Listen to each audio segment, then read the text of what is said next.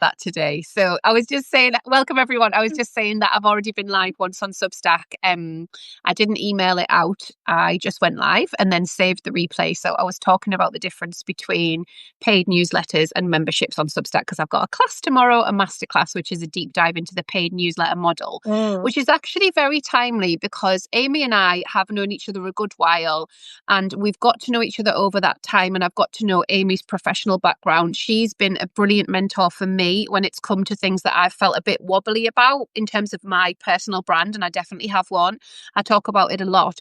So I wanted to bring Amy into Sparkle on Substack to host a masterclass on personal brand, just so you can all feel into that a bit and feel more comfortable about that position that we can have as women online, where we step into a brand and step out of it again, because that's what's massively helped my confidence to know that it's part of me, but it's not all of me. So Amy's amazing. I'm so grateful she's doing that. So that's going to be on the 3rd of November. If you're inside the membership, you can come live or get the replay. So that's all there to sign up to. But here today, we're just going to get into it a bit, aren't we, Amy? We're just going to chat personal brands a bit. So you're all welcome. You can put questions. I'll keep an eye on them. Tell us a little bit about who you are and what you do, Amy. So I'm Amy Beeson. I am an author, predominantly a memoirist, but I have worked in branding and communications since 2006. So I've kind of like been in quite for quite a long time now and seen like how that's really evolved. And I got into that predominantly because I was a writer. And I was actually recruited by OT, which, as you know, is a huge brand, because what they were finding was their tone of voice and their language had become very corporate. Yeah. And they really wanted to kind of have people with creativity and teach them the business brand skills rather than the other way around. Because I think a lot of people used to come from straight up marketing or HR or things like that. And it just didn't have the soul that they needed. So that was really lovely for me because I got like amazing training in brand. I then went to work in election strategy at Labour Party head office when Gordon Brown was Prime Minister. So it's a little while ago, but that was amazing because so much of campaigning is very similar to election strategy in how you build confidence in people and turn out the vote. Then I was in government for a long time. So I oversaw the rebrand of the Royal Navy. I worked on lots of big NHS brands, doing the creative, but also sometimes managing the teams. So I got to see it from kind of all sides. And then when I started my own business, it was really great to have that background behind me because sometimes for clients, I've got my strategy head on. Sometimes I've got my creative head on. Sometimes I've got I love planning a party. Obviously, I was meant to be a party planner in another life. So kind of all those elements actually are really, really useful. And I think people probably have a lot of transferable skills that they can bring into branding and communications that they probably haven't thought about in that way. Yeah, for sure, definitely. And I love that little trot back through how it all started. There was a beautiful post that I read by Bella Foxwell, I think she's called, last night on Instagram, and it was about our sliding doors moments, so that early career time where we were like, oh, and now we're here, and now we're doing this. And actually for us creatives, we were following the breadcrumbs to stay creative and also sustain our careers because everything was being made up like in front of us, wasn't it? It was like, now there are jobs in social media, now there are jobs specifically in YouTube, now there are jobs in AI. So it's been this really exciting time of like moving with the changes and finding and connecting to people who also are, in my opinion, very sophisticated about the personal brand piece. So, and when I say that, I mean that you might not notice that is something conscious that they've set up, but they have set it up. So I wonder if you could speak to that point, specifically for us as individuals, Amy. So as we are putting our work out there, the way that I do and the way that some other writers do on here and some space holders, how can we bring in that personal brand to help ourselves feel seen, recognized, safe, all of the good stuff about creating online? I'm really glad you asked me that because I think it's something that's really evolved, particularly over the last 10 years. So, 10 years ago when I was working one-to-one with clients, often like female entrepreneurs, and we were looking at personal brand, we used to very much think of it as like your superhero suit, that kind of like the shininess that you put on and you go and you perform and you do your thing. And that still is valid, particularly if you've got a consumer brand. But I think for writers and creatives, I don't think it's that compartmentalized. I think, at our core, it can start to feel a little bit disconnected, that idea of performance.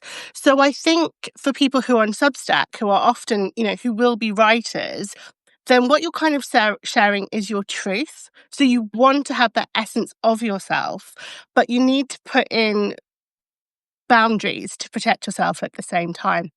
Mhm. So I do think it is kind of like, I mean, in the masterclass, we'll go quite deep into it, but I think it's kind of thinking about, what you want to say, what is your story and your message, and then why you want to say it. And in branding, then we'd be thinking about, your values, your purpose, what lived experiences are coming into it, how you want to say it, which is your craft. That's like tone of voice and how you choose to connect with people.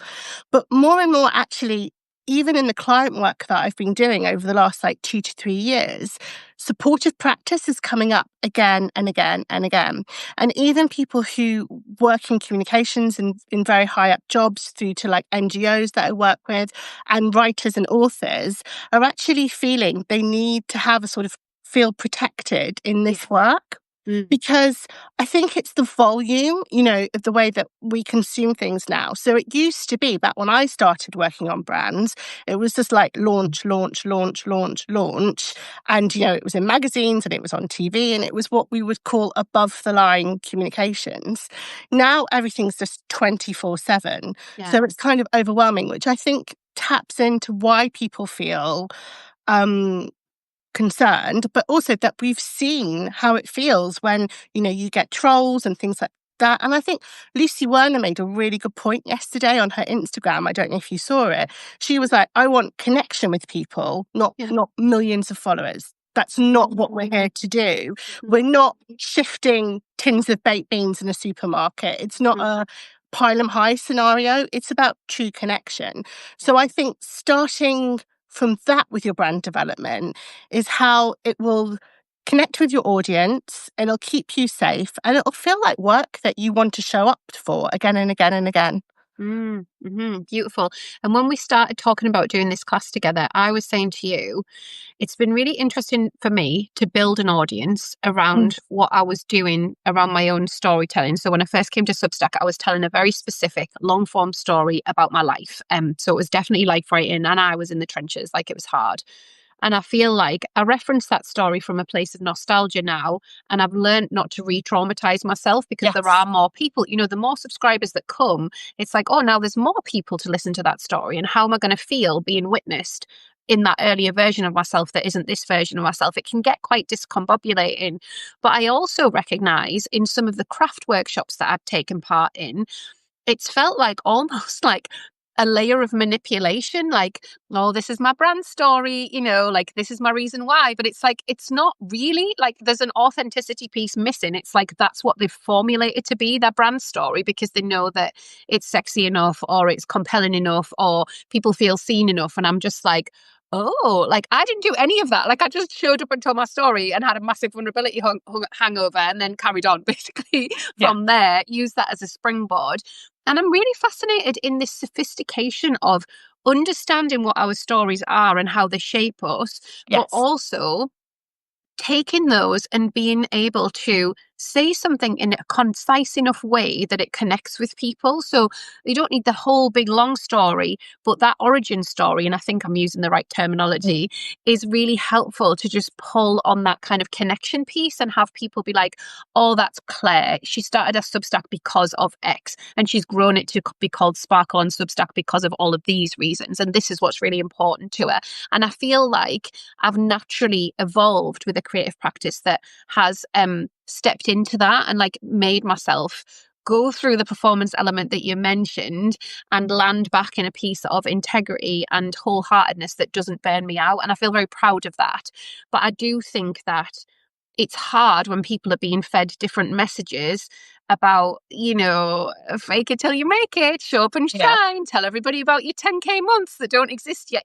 All of that world that we see a lot on LinkedIn or on Instagram, it doesn't necessarily exist here, but it gets to this place of confusion as to how we pull on something that feels true and authentic to us and package it up to our audience so that it connects rather than disconnects. Yeah, and I think that's a lot to do with what we would call brand behavior. Got you. So that taps very much into the values, and you do think about what's appropriate for how you behave. So that's because there's so many platforms now, which is Mhm. probably why it feels performative, because how you are on a big stage doing a Yeah. keynote speech is not how you read a workshop on Zoom with like 6 people that you kind of know. Yeah. Like it's not the same thing. If you acted like that, you'd seem it would be really strange. It wouldn't be aligned. I Yeah. think also what you're talking about from the beginning is the different arcs we have in storytelling. And this is why, for me, I think I've naturally fitted into the world of brand, because actually how we approach telling a story, whether it's memoir or creative literary fiction, or branding, we have these arcs in the brand story, like the different story arcs. So you might be thinking about, like the love story arc or the coming of age or the challenger story arc. Lots of brands that really well will be working on those kind of positioning of how they tell their story. And the thing is like, I think I've said this to you before, like the campaigns change with brand, Mm. but actually the foundation of who you are probably doesn't really change that much. Like, Mhm. even if I think back to how I was at 16, like the world's changed and my understanding of the world has changed. But actually, when I was 16, I wrote a play, I put on a big party for the Leavers Ball, and I think I won a poetry competition. It's not really that different from what I'm doing now. Oh, There yeah, was that's very obviously sweet. there was Mhm. obviously something about creativity, connection, and community that was there from the Mm. start, but I didn't know what it is. And I think that's what you need as your brand foundations, Mhm. is to know what it is that lights you up, what it Yeah. is that helps you communicate with people. And that's going to be different for everybody. And it shouldn't feel too serious, actually. I think it's quite a playful thing. Mm. I often used to think of it very similarly. So before I went to work at O2, the reason I was in London was I was an assistant director on a play in the theatre. And I took the job at O2 because I had no money, because I'd just been working, for however many months in the theatre. I thought I would then go back and do another theatre gig.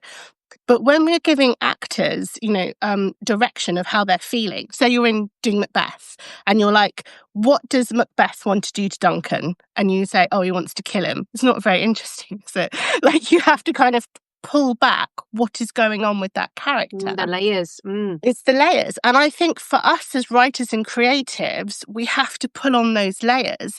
But what I think you're also talking about is you need a bit of distance sometimes. Yeah. So sometimes when you are telling your story, what you want is clarity. What you don't want is re-traumatization. Mhm. Mhm. So, you kind of have to see where you're at. And I think experimentation, Substack lends itself beautifully for that. Like, for instance, I'm working on my 4th book at the moment. Mm. It's a memoir, and I had like a really difficult experience when I was a teenager, which was like a non-consensual experience.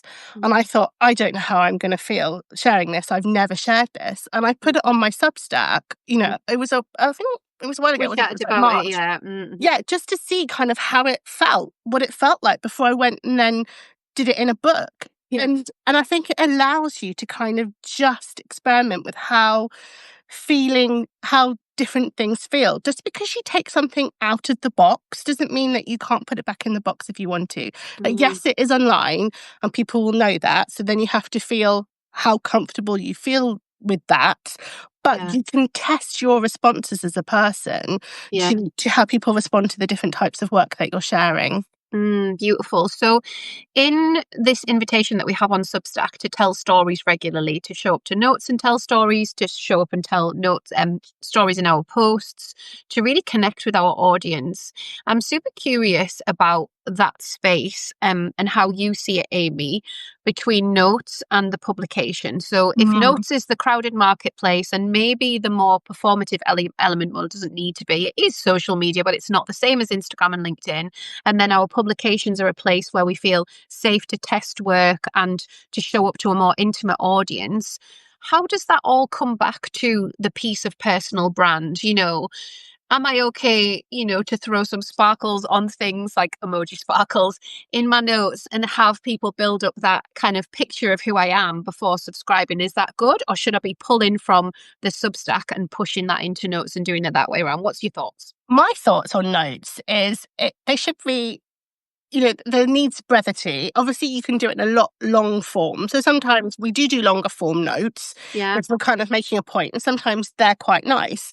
But they are also social media. Like notes is the kind of like performative social media bit where there's a bit of back and forth. I actually think they're about starting a conversation, not broadcasting. That's what you have to nice. kind of ask yourself.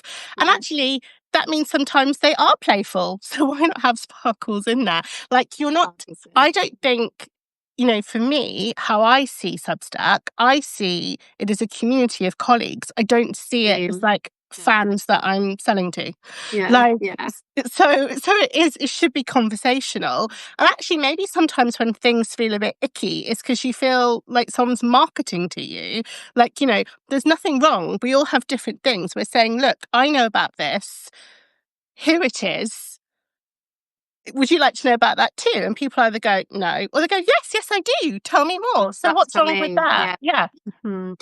Yeah, that's really beautiful. And I think that I only ask you that because it's come up so much in my hot seat calls recently and in conversations with my members, because people notes has shifted and changed so much in the last couple of years of us using it. And it did go from that place of connection and conversation to kind of what I call like the peacocking, so the celebrations of accolades and the marketing and the kind of drawing us in and making us feel not good enough so that we click on a thing, so all of those kind of negative hooks and stuff that we might see across in Instagram.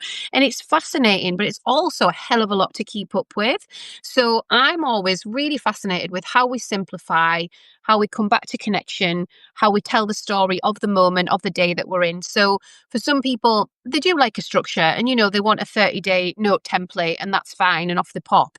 But for others, they want to ride on the energy of the moment and how they feel. And my thought on it all and why I invited you in is because when you get secure in your personal brand, as I have, it feels very easy to Yes. show up and do a thing, to do a live, to do a blog hop, to do any of the things, because you know where you start and end and where the personal brand starts and ends as well. So I feel like, and I'm still learning, like I learn loads from you all the time in our conversations that we have, but I do feel this is part of the missing link for people when they are battling with the freeze response or imposter syndrome, or when something doesn't go as well as they maybe thought it might. I just feel if you're able to hold yourself back from the brand that you put out, it's all fun and playful, like Amy says. You've got space and time to sort of go, but that's separate. That's not personal. That's separate from me. That is the work that I do in the world and the way that I want to present the work.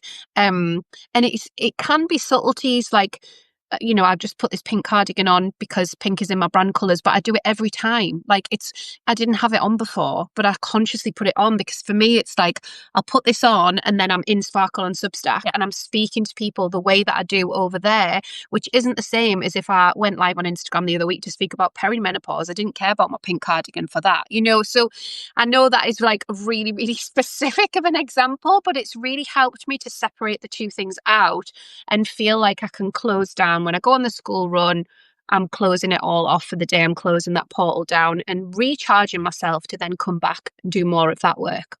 But I think that connects, that kind of gets you into that mindset, doesn't it? It's almost Mm. like warm up before you do a big run or something like that. Mhm. Like, and one of the early pieces that I wrote on branding when I went freelance was this idea of having a brand uniform. And I have clients that have gone really deep into this. They have beautiful, really exquisite color palettes in their brand, and it gives them an extra confidence to kind of dress in those tones, and it makes people, it sort of comes together. And sometimes that happens naturally. If you're like me, for example, I'm a bit of a magpie, so my brand designer has to like quiet me down all the time, because I will just be like, that's shiny, that's shiny, that's shiny. Yeah, bring them all Whereas in. other people, you can see they have like really beautiful, like curated, gorgeous color palettes. But I think it does give you more confidence. Everybody knows if you're having a really rubbish day, sometimes it does help to go and have a shower and wash your hair and put some lipstick on and put on like one of your favorite tops. It kind of lifts your mood. I think, it helps you show up if you're physically having to show up. But sometimes I might even be doing that if I'm not seeing anybody that day and I need a list. And it just reminds me of who I am and that side of me, particularly if like the weight of like domestic life or, outside cares are kind of really weighing on you. It helps you kind of like transition a little bit. It does, yeah, definitely. And I feel like in that element of space holding that we do with our words and being witnessed, or space holding that we do if we do host a more of a membership type space like Sparkle on Substack, it just gives us that permission slip to turn the light on and turn the light off again. We were just chatting just before this because Emma Gannon has put a wonderful piece out today, and it was just like the timing, we just couldn't believe it, could we? But Emma's talking about, and I don't want to mess up the title because it'll be a clever title, but it was something about stepping away from personal brand. And Emma she's a darling. Like, she is so inspiring on so many levels. I read first book, Control Alt Delete, years and years ago, and was like saying to my husband, like, you're not going to believe this. Like, this is exactly what I've been trying to articulate, but I don't know how to do it. And then we saw pre-pandemic and then we saw the big wave of everybody being able to like diversify their income and things becoming more easy and all of that sort of gorgeous stuff. But in my mind, Emma Gannon, and her full name, she has a personal brand, so I know who Emma Gannon is within that brand. I've also met her in person a couple of times, and the two things are different. Like, they are, of course, a real life 3D person is different to the brand that they put out. And I think she's just very good at that. So it was really interesting to me to read that article today and to lean into some of what she's talking about in terms of softening. I'll probably have to think about that for quite a long time, because I feel like I'm just at the position of feeling really comfortable with having a personal brand and standing behind what that is. But I've also got artist colleagues that completely reject the idea of a personal brand, and they don't want anything to do with it. They feel like they are the human in their art, and their art is an expression of themselves, and the personal brand thing just doesn't make sense to them. So I'm up for all the conversations about it. I love it. Yeah, and I don't think there's any right answer. It's art, so it's subjective, and it's kind of what feels right for you at the time. I think if people are feeling a big disconnect, that might be because they've been having to perform in a way that didn't feel authentic in the first place. We evolve, don't we? And then what? So, and this was really sweet. So I'm doing a process of going through old journals and burning them in our nightly fire that we have. So we're a little wood burning stove downstairs. And I found a notebook, and I haven't burnt this one yet. And I was like, this is really interesting. Like, what is in here? I found a page where I was planning out my very first video, and I've written everything from like a plant in the background to wearing a blue and white stripy top. I cannot tell you the last time that I wore a blue and white stripy top, but at that time, that was the mum uniform. Yeah. And so it was when I was doing Creativity Island for mums, and I was recording for that course.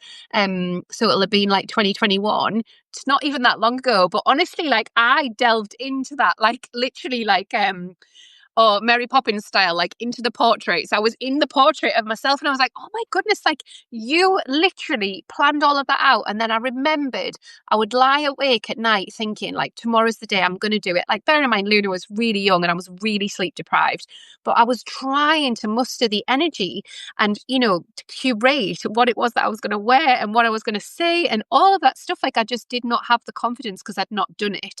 And it was so interesting. So I pulled it out and I was like, I'm going to take a photo of this before I burn it, because this is sometimes where I find some of my clients are meeting me at, like, that place of like video, audio, photos of me, so, and it's like, Yes, but do you know what? It's okay because you've got time and you can get to it in a place that feels really safe and comfortable. And kind of like a trying on of you, like you articulated so well, the superhero suit, Yeah. and try that out and then take your audience with you and allow them to evolve with you as you do as It's well. it's your dressing up box. Like, I've Yeah. always loved, I mean, we have so much dressing up in this Yeah. house, I cannot tell you. But, I used to do that. Like, when I worked in branding, I used to love, like, the heels and the big eyeliner and the big hair and just, like, Did all of you? it. Yeah, I loved it, and now I couldn't walk in a pair of heels to save my life. Like, when I came to meet you for that breakfast, I'd worn, like, a pair of boots, and I'd only walked from, like, the middle of High Street Kensington to the bottom of High Street Kensington. I was in so much pain because I just live in trainers now, so I've What we stopped do. being that person. Yeah. But when I That's did it. it, I kind of enjoyed it. I found my way through it. It's a bit like, when you watch The Apprentice now, Mhm. isn't the way they make them dress look really weird? Because they're still wearing, Yeah. like, the Barbie power suits from, like, 2007. And sometimes I wonder if it is that because I don't live in the city, but you do live in the city. You live in the Yeah, biggest nobody's city in stressed the about UK. that. And I'm like, wait, so if Amy feels that as well, I'm just like, oh, everybody's just wandering around London dressed like that. And then I go to London and everyone's just chill like we Yeah. are. I'm like, what's happened? Yeah, no, it's weird. But it's an identity, isn't it? And I think some of that is the internalized masculinity of like, I need this thick skin, this power suit, this way of being able to show up and be taken seriously. Whereas actually, and quite beautifully as well, our softer, more feminine edges are being embraced by us as a sisterhood, I think I want to say first. Mm. And I really feel that. I've felt that in so many people I've connected with recently, that there is this place of integrity and honesty and vulnerability that we're able to say, can I just be really honest about something? And we have also got to grips with voice notes and video calls and seeing ourselves reflected back in a conversation, which at first was quite a strange thing, wasn't it? Did feel like it was for somebody that was like, Dave talks about this actually. It's so funny. So we watched some like football sort of pundits together. So he Okay. really likes this on YouTube. After he's watched a Newcastle United game, he'll watch these pundits, and I'm like, why are they so awkward? Is that like a technique that they've got, or are they just a bit awkward? And he's like, what they've seen and grown up with, because they're our era, is BBC presentation of this is TV, this is how you present. So like everything's like, I'm presenting now, I'm a journalist now. Some of them are professional journalists, to be fair to them. But what we see more in Gen Z is like, I'm shaking the camera, I'm coming in, and it's like, oh no, like there's no tripods in any of that. And I just think it's so fun because we're catching ourselves in real time being like, which version do I show up with? Like, how does that even work if we're not over curating? If we are just like impromptu showing up, like I did in Little Car Park this morning, what does that mean for us? Because if there is no performance, if there's just the comfort in a personal brand, technically you can show up from Little Car Park. Like you can Yeah. show up from wherever, can't you? You can. I mean, I think you need to pick a good lighting spot in Little Yeah. Car where you're well lit. Well, I was in the car, to be fair, I was in the car, Oh, which that's all right. sometimes doesn't work as well as others. It depends. Someone once knocked on my car window to ask about parking permits. But anyway, I I think do find if you're in yeah, the moment, it's fine. Like, I sometimes do stuff on Insta stories, yeah. but I'm like always, have you ever seen how many books I carry with me everywhere I go?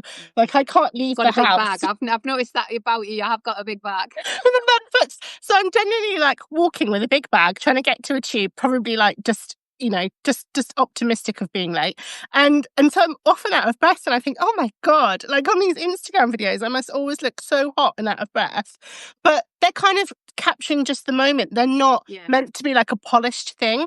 And I think there's room for all of that. there I mean, is. I have been saying to clients more and more, particularly when they're trying to tell their brand story, that they need to have less polish.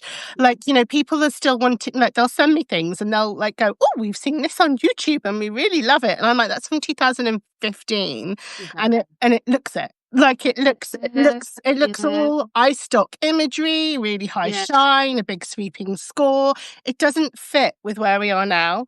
yeah, And I wonder as well if just lockdown just shifted that because we were yeah. all, at home and it didn't Got have to be used to quite it. so high tech anymore. And I think also maybe if you're being if you're having connection on the value in what you say and what you write, then everything else is lovely and it helps that, but it's Mhm. secondary, Yeah, yeah, yeah, So yeah. that's marketing. So marketing is that shine, but Mhm. actually proper brand, personal brand and communications and connection Mm, isn't about that. It isn't mm, about all the kind of shininess. They're really, really helpful and lovely and exciting. yeah. Like when I do brand playbooks for people, Mm, that's the lovely end output, that but that has taken sometimes a year to get to that output of people working on it full time. So I yeah, think also you need to give yourself some space to yeah, work this all out. I think yeah. small steps that feel good and are done well are worth more than thinking you have to behave like, your Marks and Spencers or something like that, which you're Yeah. not. Yeah.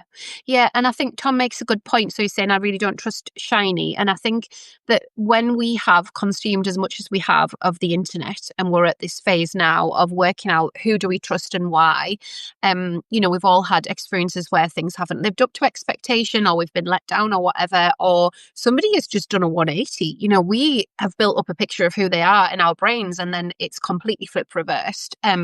There's so many things around values that has existed in and we're still grappling with. So we've got all of these kind of strange disconnects between what we believe to be true about a person or a brand or a thing and then what actually happens in real life. And so it's constantly shifting and changing. And I feel like where we are now and how we can really support people here, through the class that we're doing in a couple of weeks' time, is to breathe that space into it. So your expertise, some of my lived experience, a lot of my curiosity, because I am still really curious about it all, and also, like Amy mentioned, the playfulness to just show up and try things out and see how it feels. It is my honest belief that we can all get to a place where we feel congruent and confident about sharing our voice through audio, video, and the written word. Those three elements do not come naturally to all of us at Mm. all, especially not if we're in the millennial camp.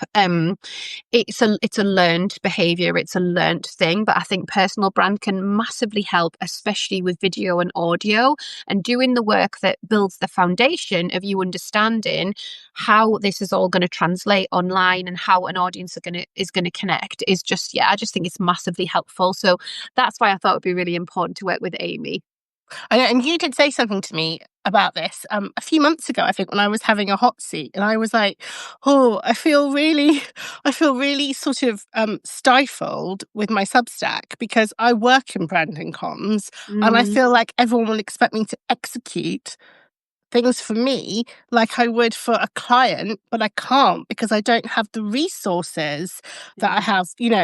If I'm doing something for a client, I'll have, an art editor and a designer and, probably like a videographer and a photographer. And I might have, Mm, like an extra proofreader. It's just me when I just show up you. here. Yeah. Hmm. So, and you were like, I think you need to let that go. And actually, it's been so freeing for me. I've been a lot more productive since I've been worrying that I have to be that person that I am when I'm doing that work than the Yeah. person that I am when I'm doing my kind of personal stuff. Yeah. And it's like you say, it takes years. It's not just like, Oh, oh, yeah. I'll do you a quick class or you can read a couple of posts. Like this stuff is about evolving into something that feels a bit discombobulating sometimes and a bit odd, and a place where we might feel a bit of imposter syndrome or a bit strange about it all. So I think just a big dollop of kindness and leaning in.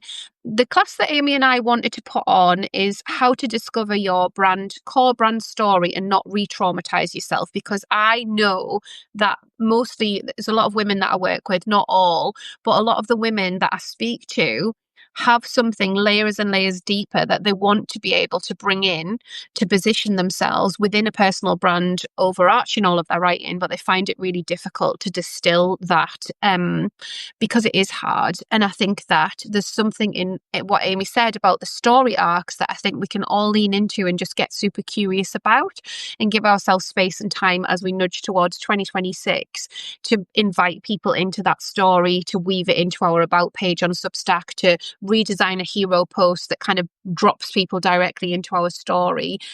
We are seeing more and more master storytellers. And that's for all sorts of reasons. But one of the main ones is because people are perpetually distracted. So if you drop them into a story from the off, you've got them, they're engaged, they're there. So I'm really fascinated from that point of view as well. No, absolutely. And I think, when we look at it, we'll kind of look at how you set boundaries. Yes. But with that sort of brand story, that, over what we would call the overarching brand narrative, that is really going, what is it that you keep circling back to? Yes. What is that Yes. thing? Because that's your What's it special asking us thing. to That's do? just for you. That Mhm. people are coming. It's your truth. And, if we were looking at this from like a memoir point of view, we would be thinking about what is the thread that holds this book together. What is the mirror that we're presenting again and again and again in different scenarios? And I think a lot of those skills come through in the branding work, and kind of like, but it's kind of branding. It's the creative side and the value side, but it's also like a bit of soft strategy, working out how you really then start to do that. And you don't have to do it all at once. And even I don't know what I'm going to do all at once. Like, it's evolving. That's what you want, is something that gives you enough scope so you love doing it, because Yeah. that's what will come through in your work. You can tell, you can see people who've built up a reputation for a thing, who now know really long want to do the thing, but they're kind of stuck with it. And that's not what we want. That's not why we're here. No, we want that congruence piece. And there's something in the way that Amy teaches, and I've worked with her for a while now, that is very soothing to our nervous systems, which is why she's a great fit for Sparkle on Substack, because there are something about these questions that actually is, yeah, just a big old mug of tea. It's just so soothing. It's like, I've got my big mug of tea. I'm going to ask myself these questions. I'm going to feel safe in my nervous system. And from that place, I'm going to put my best work out into the world, and I'll be really excited about sharing it. And I might record an audio version of it. And I might go live on a Substack Live to speak to somebody else about what's true for me. So there's so much that can happen. There's so many layers to it. But we'll finish there because we've both got to get off and do school runs. But it's on the 3rd of November if you want to come. Do subscribe to Amy's work. She doesn't do the brand strategy stuff here. She's a beautiful memoirist, but there'll be the odd piece that pops up. But she's always such a brilliant advocate in the Sparkle on Substack membership call. So if you do want to head into the membership, you're so welcome. I'd love to see you inside of the membership. The class is available to everybody in there, and it won't be sold separately. So come and get in 3rd of November. We'll see you there. Thanks, guys. Bye, Amy. Thanks so much.